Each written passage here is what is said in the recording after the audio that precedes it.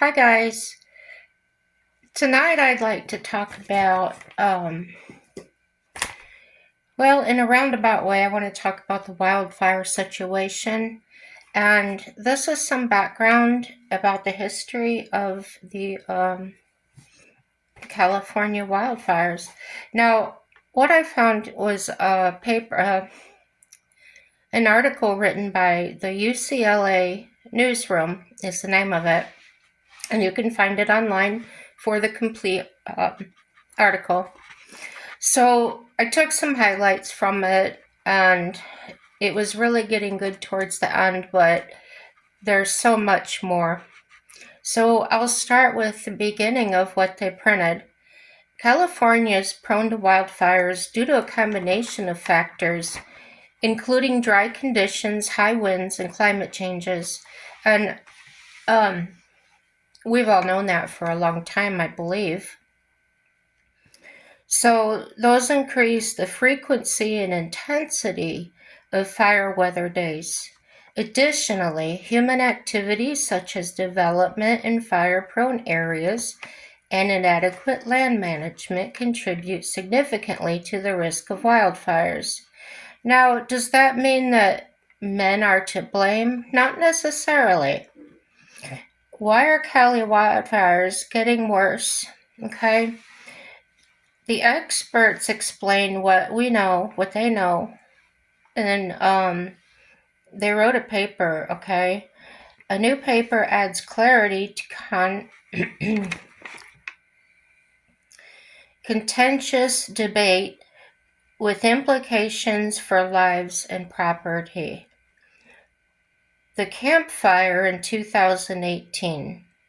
The Bobcat Fire burned more than 100,000 acres in Cali's San Gabriel Mountains in 2020, and the Dixie Fire in 2021 highlight the need to understand why these fires are worsening.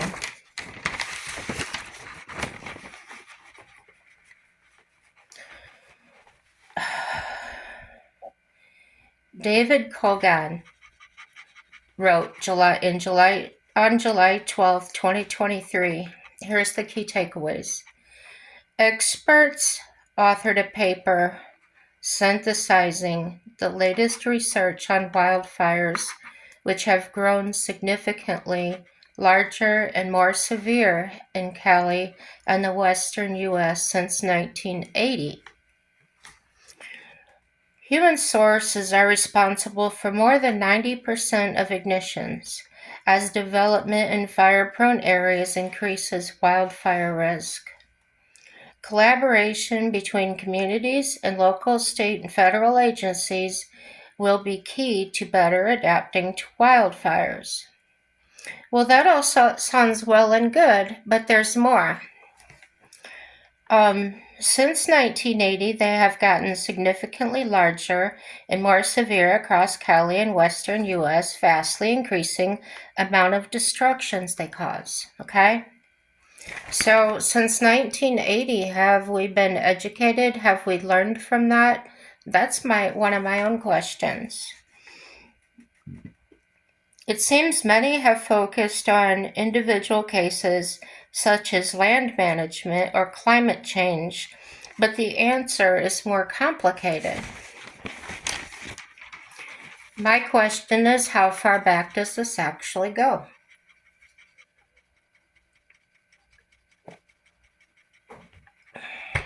To better inform the debate, wildfire experts from 15 universities, research institutes, and government agencies authored a paper that I was just talking about, published in the International Journal of Wildland Fire. That synthesizes the latest research on wildfires and their causes. The paper's authors examine climate data, land cover changes, historical land management, fire suppression, and changing environments and ecosystems. To me, this really gets very interesting on that aspect. According to Glenn McDonald, a UCLA Distinguished Professor of Geography and the paper's lead author, says, while contributing factors to the worsening wildfire situations can vary across regions and ecosystems, climate change is an overreaching, over, oh, I can't read, overarching force that affects all areas. He also added, we're going to get hotter, drier air that makes fires easier to start. It makes the fuel much drier and the fires spread faster. They're more intense and more difficult to fight. Fire behaves differently depending on geography, weather, and vegetation. The reasons fires intensify in forested mountainous places are different than in coastal shrubland. Human land use plays a major role with development in fire. Prone areas, increasing ignition sources, and the threat to property and lives. While human sources are responsible for more than 90% of ignitions, the direct causes have changed over time. So another question I have is, well, since they've been changing, have we been keeping up with those? Settler colonialism, colonial,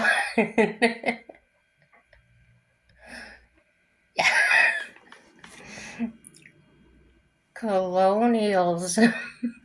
I'm not talking right for that. I know the word, I can't get it out.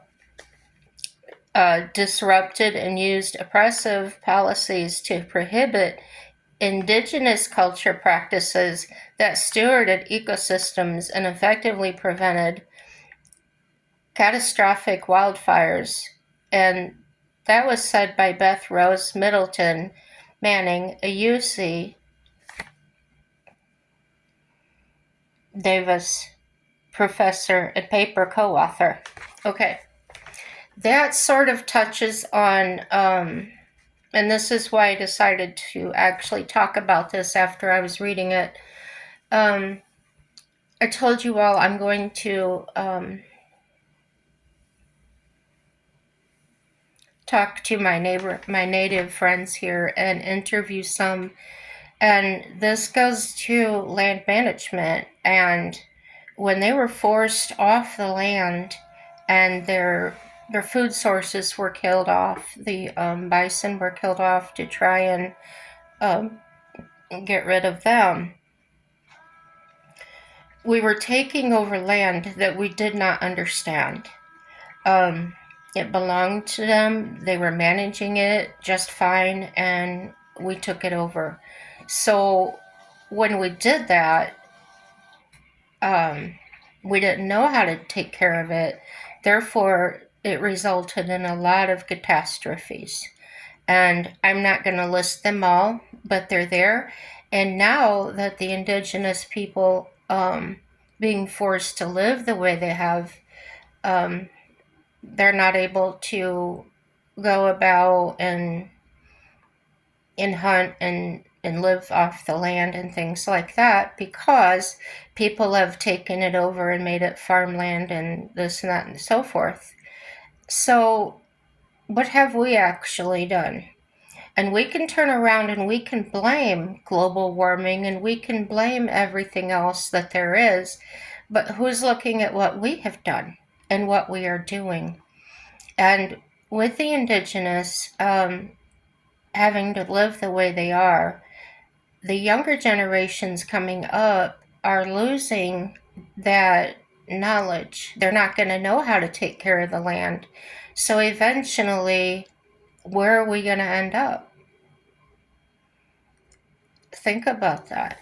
Have we already lost it? So blaming each other is not going to solve the problem. We need to form relationships. As I talk about continuously, relationships are most important. And do not enter relationships with the profit in mind, or um, what can I get from this person. Um, in relationships, information comes freely. It's not coerced. It's not taken from somebody. Um, and I believe more people need to realize that. We need to get out of this scenario where everybody thinks money is going to solve every problem. It's not.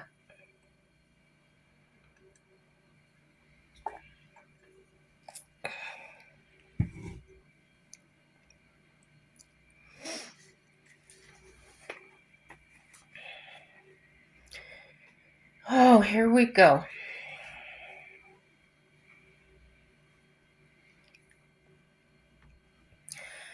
While human sources are responsible,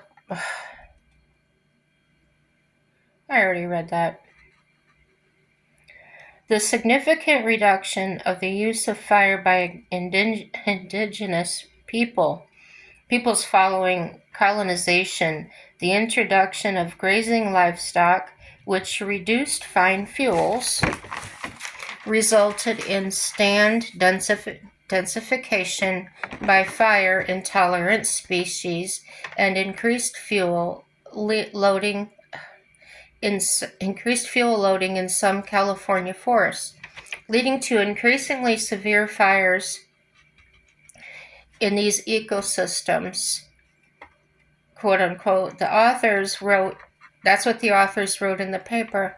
You can locate this information I just read to you by UCLA Newsroom online. And here's my take on that, which I've read so far. Was greed a factor contributing to these millions of dollars, lives lost, amongst all these losses to blame?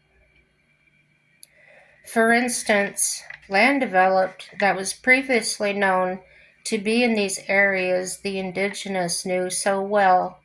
Should the people that originally took the land, ran off, or killed indigenous people, if the case be the ones accountable? They're already gone. In my from what I know, I haven't gone into that. How about the ones doing the surveying of the land back then? You see, the way I view the situation, it seems to me everyone wants the money and then say, oh, that's too bad. How unfortunate. Those poor people. But they built their own home elsewhere that they knew to be safe. You see, it's only us destroying this country. We need to stop pointing fingers.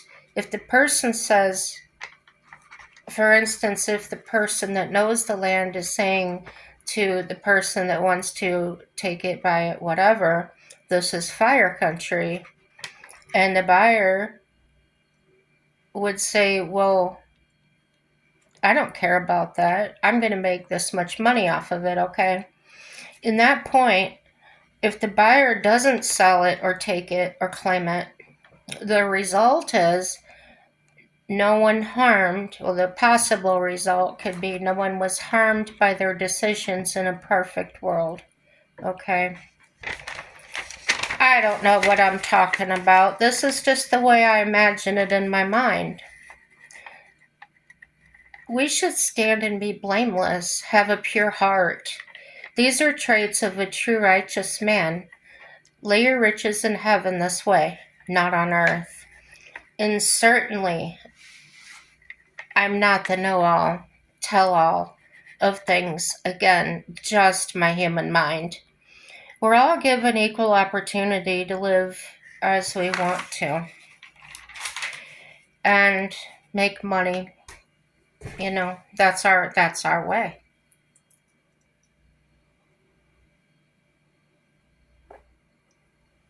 But if we're profiting on keeping people sick or building in places that we know or not safe, not managing our land, not investing more in the land that we buy and resell to somebody else, and knowing, and if you're buying land or taking over land um, for the sake of making a profit off of it, and you claim that you've surveyed it and everything else, isn't it your responsibility to make sure that you investigate the history of this land and make sure that, you know, you're not building in a flood zone or a landslide zone, or, you know, don't you do things like that? Well, why would you take land that you know would burn? And if you've lived in California for any amount of time, and they've known this, according to this paper, since the 1980s, why in 2024 is everybody trying to blame a political party or people that are supposedly supposed to pick up after the people that made the deals and constructed these buildings? Why is it their responsibility to be blamed? Okay? They are hired to put out fires. They are hired to do land management, yes. But to actually try and say that it's their fault, I don't feel that's fair. I feel that the people that originally bought the land, knowing that that's what it was, if they're alive, they should be held accountable for that, because they should know, follow the paperwork. They should have known what they were doing back then. So, yes, we all have the right to profit, make money, that's what we're about. But if you're profiting, watch how you're doing that. We all need to watch what ourselves are doing. We're all accountable for ourselves. And you've got to live with that the rest of your life. And if you're okay with that, then you're okay with that. But if you're not, it's not too late to do something about that. Okay? Um, I'd like to change to a better subject, because to me, that was a very awkward subject. It was very awkward to talk about because I do not have all the information. A lot of it is just out of my own mind. I don't know what I'm talking about in a lot of situations. I'm going by just what I've seen here and there, little snippets here and there. And I'm willing to look at what you have to say about this. Correct me, give me some more information, okay?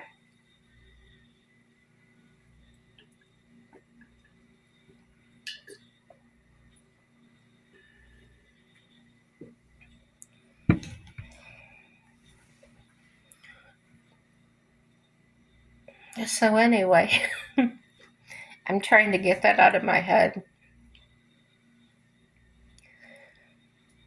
Well, another thing I wanted to talk about that I thought of, and I was thinking about this before that jumped into my mind, was it was about the nomad life again. And I've seen in my groups and things where, and I'm bringing this up because you may or may not be in these groups or know anything about it, or maybe you do and can help me figure it out. As I said, we're planning on traveling in a very small trailer. And the way we justify that is by saying we're going to be able to stay outside a lot. We have a larger vehicle, a larger SVU, SUV, and a lot of our things are able to be shoved in there. we don't plan on taking extra things that wouldn't be absolutely necessary. Um, Maybe a pot and a frying pan, 4 forks, 4 butter knives, 4 spoons, like silverware set. Uh, Plasticware. We're gonna switch to plastic cups, plastic plates, plastic bowls. Now, I've watched several videos, and some of them have said that the plastics can be toxic. Um, if you have any reference to that as far as articles or some evidence of that, please post it in the comments. I'd be interested in reading about it. I do want to be as healthy as we can be. I know glass is not an option because of the weight of it and the risk of breakage. Um, as far as my cat dishes, her dry food kibble is a stainless steel bowl, and her water is a plastic bowl. Her wet food bowl is a plastic bowl. And I do not wash her bowls in soap, in dish soap. I I rinse them really good with hot water, and I use my like either a wash rag or my fingers, whatever I have, and wash them out best I can, and then I let them air dry. So, any advice on that as far as traveling with an animal in that way? How do you keep the water from spilling? Do you just put it in a container with a lid while the vehicle's moving? And then that's the only way I could think of to do it. And then bring it out when you're parked. The other thing is ideas as to allow my cat as much freedom as she can have, but without her actually getting lost. So I've mentioned this before. She will wear the harness and the leash, but she doesn't care for it at all when it tugs on her. So um, she partially walks on the leash, but then she'll decide after a few feet that it's not for her. So I've been working with her. If you have any suggestions, experience with that, I'd be glad to hear it. Um, how many tires do you take with you? I have a full size spare for my trailer. I'm thinking because I just remembered I do have 2 spares, but I only have one complete spare, meaning that it's the rim and the tire. But I do have an extra tire. It is just a single axle. So I feel like 4 tires, 2 spares would be enough. So um, I think they're 13-inch rims. Um, Height, the clearance as far as underneath, there is a gray take underneath. Don't know if we're going to use that or not. If we do, it would be for catching water out of a shower. We don't plan on putting food into it, like out of a sink or anything like that. As far as a commode, we'll use a portable one that can be stashed in the shower when we're traveling. The other thing I wondered is I've seen some hard-sided collapsible showers. I've also seen a shower that's in some sort of It looks like a really big flat suitcase type with a handle on it, which I thought that would really be space saving, and just take it out when you need it. Um, it does have the sides that fold up, and then you've got a full shower curtain. And doing it that way, haven't decided on whether we want a um, on-demand water heater or if we want an actual water heater tank. I know they make them in several small sizes. I'm thinking maybe 3 to 5 gallons, something like that, which could be a very quick shower. Then I think, well, I don't want something that's going to use a lot of propane. But either way, we use propane, right? Unless we're hooked up to somewhere, hooked up to the utility somewhere. So there's a lot of questions I have about nomading. I watch videos like crazy, but I haven't seen anything specific about the questions that I have. I have commented or asked questions in the comment sections, but they tend not to get answered because they're just buried. There's so many comments on there, so they're not seen. So I thought I'd bring this up on my own channel to see what kind of suggestions anybody might have, or yeah, like that. So yeah, if you have anything to say, that's nice.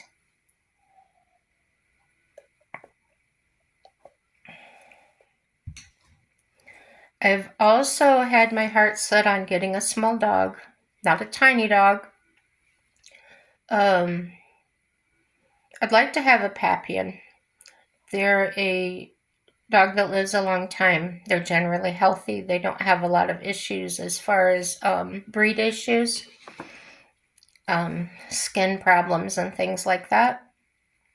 They have a decent coat, so not like a short hair where they'll freeze, but they're not so thick as they'll really get overheated.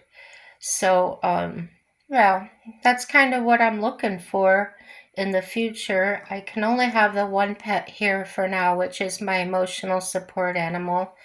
And she's my cat. And, but when we are ready to go full time, that's something that I would like to look into, maybe even after we've been on the road for a little while, as we adjust and things, and actually find out if having a dog, a small dog, would be okay for our lifestyle, if it would be too much to handle with the cat, having the two pets to deal with. We don't know. So, any suggestions, any input you guys have, give me some of your experience, or, yeah, I think you know what I'm trying to say. Sometimes I get these really difficult mind days where I'm not so, yeah, and it's nothing to do with my problems. I just get this way. Um, Yeah, I do. I'm sure some of you get this way too, when you've just got so much on your brain, and that's my problem right now. I've got so many things I want to talk about, but not all of them are relevant to this video. So, I'll write them down, get them out of my head, and talk about them in time.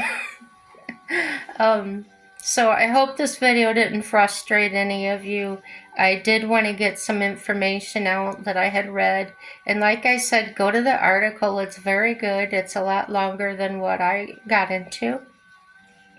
I didn't want another hour-and-a-half video like I had the other day, or yesterday, whatever it was.